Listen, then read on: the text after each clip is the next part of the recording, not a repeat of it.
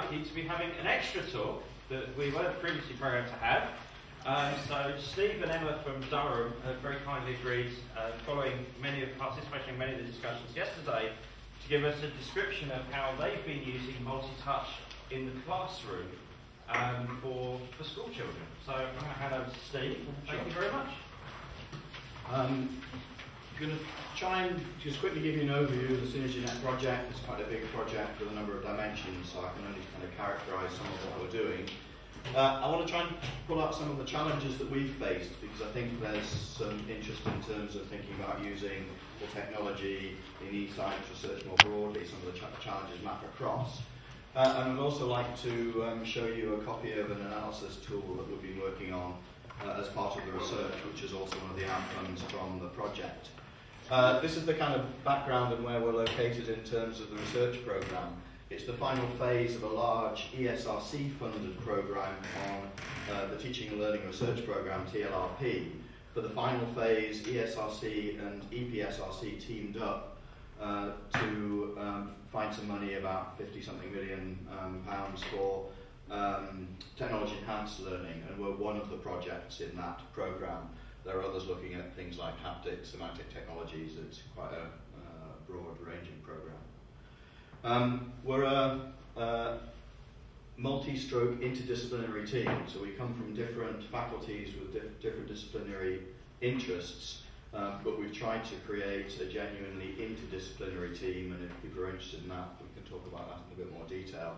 It's been certainly one of the challenges of the project. This is the slide I can't talk to in detail, but may make more sense to the computer science, those with a computer science background. The way I kind of understand it is, this is the framework space on which the SynergyNet runs in terms of the different components. Emma and I are much more involved in the next stage, which is the actual framework that lets the tables talk to each other in the classroom, gives them their pedagogic affordances, and in the design of the specific educational apps which come at that end. If you've got questions about this end, we'll need to refer you to some of the computer science team. But the idea was that each of these are sort of swappable units, so you can kind of plug things in, change them. The idea is it'll be multi-platform, it's an open source project, it's supposed to be hardware independent. So that's the philosophy behind the project. Our interest as educators is in designing what we think of as framework activities or shell structures. So rather than designing activities with specific content to teach specific parts of the math, science or literacy curriculum, we try and design structures into which different content can be put. And that's again a key design feature of what we're doing. Because we're interested particularly in what we think of as teacher orchestration. If people know Pierre Dillenburg's work on multi-touch, that's one of the things he's interested in. Specifically, we're interested in intra and inter-group exchange collaboration. We use a notion of uptake from work on discourse, which is how do ideas get picked up from the teacher, from an individual in a group, used between groups. How do ideas grow in a classroom in terms of solving particular problems?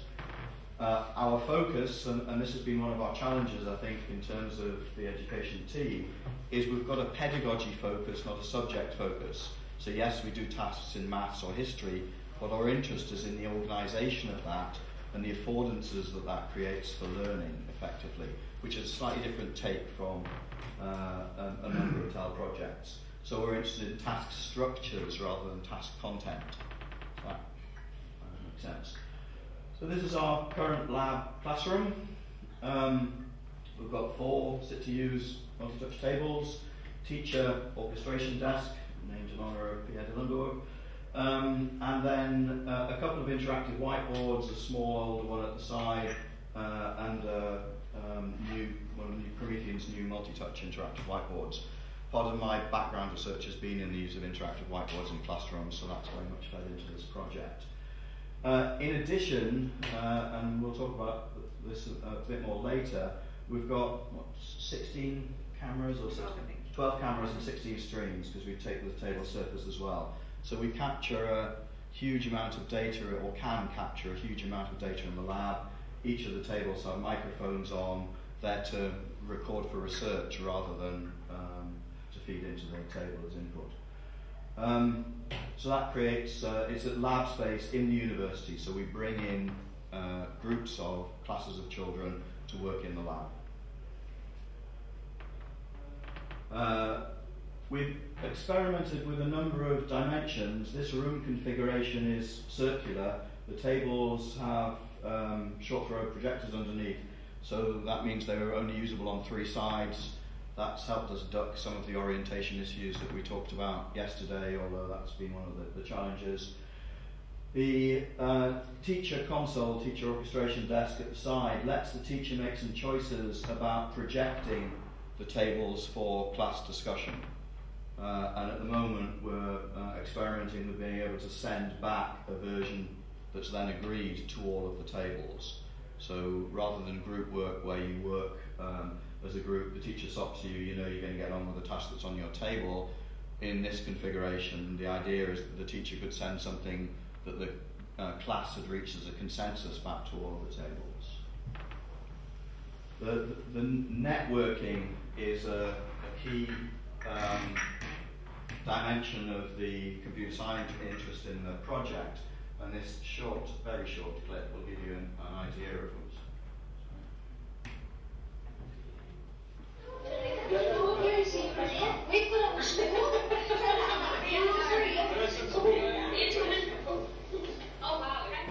So we can move digital resources relatively fluently around the room, and if you were sharp there, you'll notice the one person having trouble with that, we've got network flick, that flick activity was the teacher.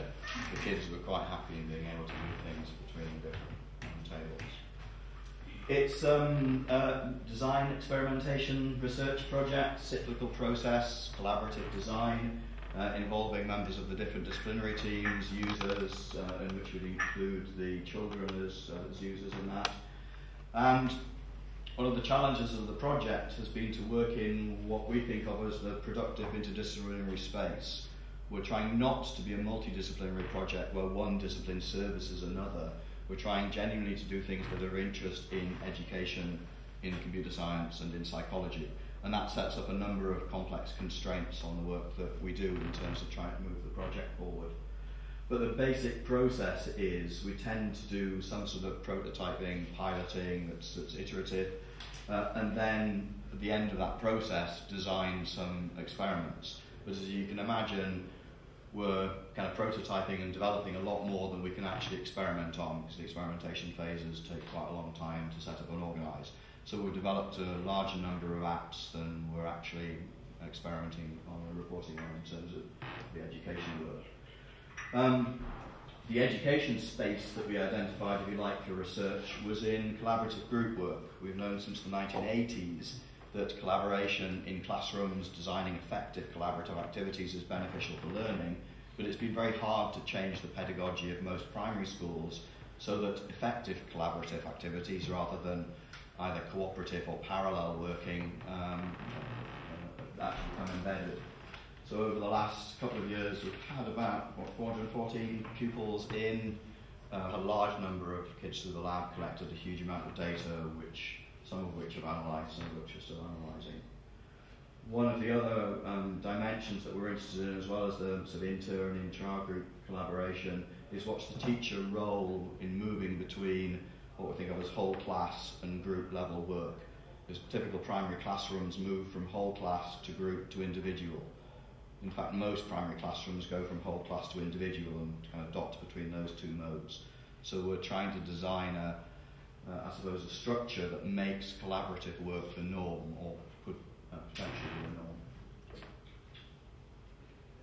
the norm.